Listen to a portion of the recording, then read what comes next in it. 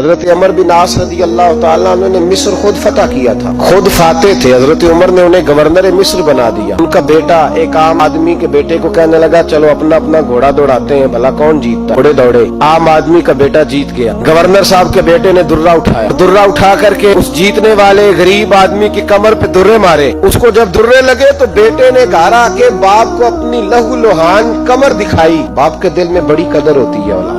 درجے تو لوگ ماں کے بیان کرتے رہتے ہیں، لیکن جتنا باپ پیار کرتا ہے اس کا بھی تقاضا کوئی کر نہیں سکتا۔ والد نے جب دیکھا نا لہو لہان ہے گردن، تو والد چیخے، روئے، اور پھر پتہ نہیں اگلے 1.5 منٹ میں اس بچے کے والد کو کیا ہوا، اس نے آنسو پونچھے اور بیٹے کو کہنے لگا میرے گھوڑے کے پیچھے بیٹھ۔ کہا کدھر جانا ہے؟ فرمانے لگے یہ ظلم کا دور نہیں، یہ عمر کا دور ہے۔ ہاں ایسی بات ہے کوئی جو مرضی کر جائے؟ بیٹھ میرے گھوڑے پہ۔ آدھی رات کے وقت پہنچے مدینے، اور باہر جا کے وہ آدمی پکارنے لگے، کہنے لگے عمر باہر آؤ، نکلو خوابگاہ سے۔ جب غریبوں پہ ظلم ہو تو پھر حکمرانوں کو سونے کی اجازت نہیں ہوا کرتی، باہر آؤ۔ فاروق اعظم آدھی رات کو اٹھ کے کیا ہوا؟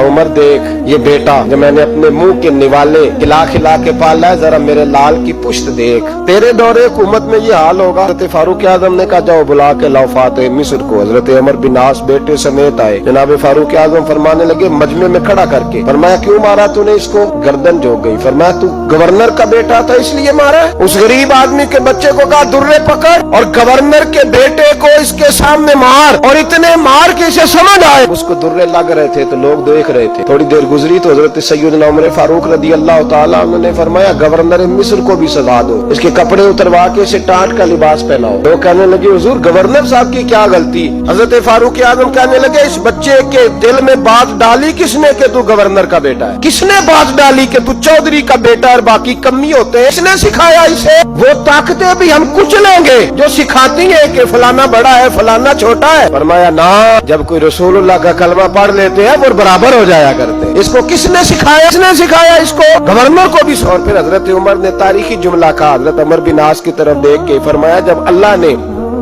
ان لوگوں کو آزاد پیدا کیا تم نے کیوں غلام بنا لیا؟ جب رب نے آزاد پیدا کیا تم نے کیوں غلام بنایا؟ عزیزو یاد رکھو انصاف کا بول بالا ہوتا ہے، پھر کوئی آدمی ڈرتا ہے، یہاں انصاف نہیں ملتا۔ اور میں آپ خود ایک بات یاد آ گئی، حضرت عمر کا زمانہ تھا، غسان کے بادشاہ نے کلمہ پڑھ لی۔ جو لوگ غریب کہلاتے ہیں نا وہ ذرا میری بات پہ زیادہ توجہ کریں، غریبوں کو سنانے لگا، غریب ذرا توجہ کریں۔ غسان کے بادشاہ نے اسلام قبول کر لیا، اور اسلام قبول کرتے ہی وہ آئے حج کرنے۔ حج کے بعد ہوئے تو ایک نفلی طواف کر رہا تھا غسان کا بادشاہ شاہ غسان۔ آج تو خانہ کعبہ میں بھی وی آئی پی پروٹوکول ملتا ہے، آج تو مسجد نبی میں بھی وی آئی پی پروٹوکول ہوتا ہے۔ ہاں کہ بھی دیکھتے صحیح تو کھڑا کہاں؟ یہاں بھی پولیس والوں نے بازو پکڑے، سوچو تو صحیح یہ حال کر دیا تم نے مذہب کا۔ طواف کعبہ ہو رہا، اور غسان کے بادشاہ نے جبہ پہنا ہوا ہے باریک اور لمبا، وہ طواف کعبہ کر رہا تھا تو ایک غریب آدمی کا پیر اس کے جبے پہ آ گیا۔ جب پیر آیا تو اس نے پلٹ کے غریب کے منہ پہ تھپڑ مارا۔ جب تھپڑ مارا تو اس غریب نے سیدنا فاروق اعظم کی عدالت میں مقدمہ کر دیا، کہا بادشاہ نے تھپڑ مارا ہے۔ حضرت عمر فاروق رضی اللہ تعالیٰ عنہ نے بادشاہ کو بلایا، فرمایا تو نے اس غریب کو مارا ہے؟ کہا جناب اس نے پیر رکھا تھا۔ تو فرمایا پیر رکھا تھا تو کیا ہو گیا؟ تو نے کیوں لمبا جبہ پہنا تھا؟ تجھے سمٹ کے چلنا چاہیے تھا۔ کہا میرے لیے حکم کیا ہے؟ حضرت عمر کہنے لگے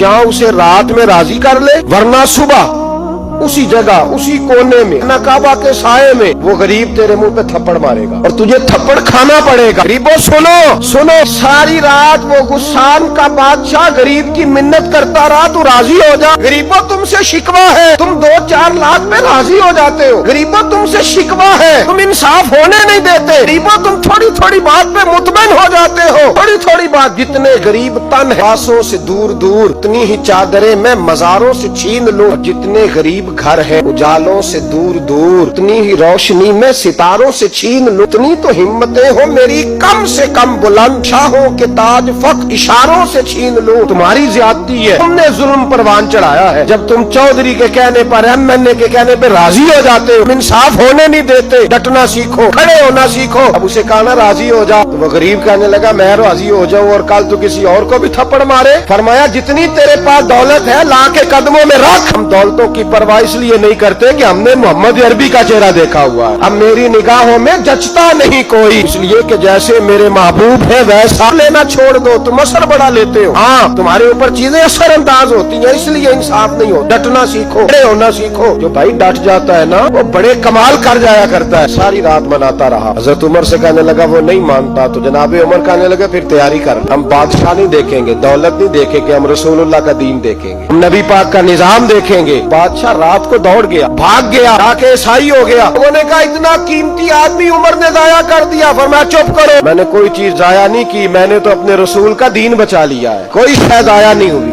मैं फिर कहूंगा इस अदल के नुकसान में हर आदमी बराबर का शरीक है। हम अदल होने नहीं देते, हम अदल कायम नहीं करते, हमारा तकाजा ही नहीं कि अदल हो, हम अपने आप को अदल के लिए पेश ही नहीं करते, मिजाज ही नहीं। हजरत अली और मुर्तजा जर्री इंसान थे, वो अली थे जिन पर इंसानियत रश्क करती, और मौला अली वो हस्ती थे कि मेरे मुस्तफा करीम सल्लल्लाहु ताला अलैहि वसल्लम ने फरमाया इसके दीदार को तो फरिश्ते भी आया करते हैं ना। बड़ा आदमी और फिर अमीरुल मोमिनीन खलीफतुल मुस्लिमीन हजरत अली, खुद मौला अली ने हजरत काजी शुरै को काजी बनाया, चीफ जस्टिस बनाया, अपने हाथों से तैनाती की। मौला अली रदी अल्लाह ताला अन्हु की ज़िरा गुम हो गई, देर गुजर गई तो एक यहूदी के पास वो ज़िरा आपको नजर आई। हजरत अली ने डायरेक्ट उससे छीन नहीं लिया, हालांकि अमीरुल मोमिनीन थे। हमारे यहाँ डंडा भी बड़ा चलता है ना, जो ताकतवर होता है वो तो थाने जाता ही नहीं, कोई जरूरत नहीं, उसने तो बंदे रखे हुए, उसको तो पता है काम कैसे लेना। लेकिन हजरत अली ने आईनी रास्ता इख्तियार किया, कानूनी रास्ता। काजी साहब की अदालत में मुकदमा किया कि फलां यहूदी के पास मेरी ज़िरा है और वो चोरी हो गई थी, गिर गई थी, गुम गई थी, मुझे दिलाई जाए। काजी साहब ने बुला लिया यहूदी को, अमीरुल मोमिनीन भी कटहरे में। काजी साहब कहने लगे उससे कि ज़िरा तेरी है? उसने कहा जी मेरे पास है तो मेरी है। काजी साहब कहने लगे हजरत अली से गवाह आपको देने पड़ेंगे, मुकदमा आपने किया है, गर्चे वो अमीरुल मोमिनीन है, गवाह अमीरुल मोमिनीन आपने देने हैं, क्योंकि मुकदमा आपने दायर किया है। तो हजरत अली कहने लगे मेरा बेटा हसन गवाही देगा कि मेरी, मेरा गुलाम कंबर गवाही देगा। काजी साहब कहने लगे हुजूर उनकी गवाही दुरुस्त तो है पर मैं नहीं तस्लीम करता, इसलिए कि बेटे तो बाप के हक में बोला ही करते हैं, नौकर तो आकाओं के हक में बोलते ही हैं, चाहे कोई गैर जानबदार बंदा लेके आए जो गवाही दे। तो हजरत अली खामोश हो गए, कहने लगे अभी मेरे पास ऐसा कोई गवाह नहीं। जी साहब कहने लगे चलें फिर आप यहूदी को राजी करें, आपने क्यों बिला वजह घसीटा अदालत, राजी करें, इंसाफ का तकाजा है।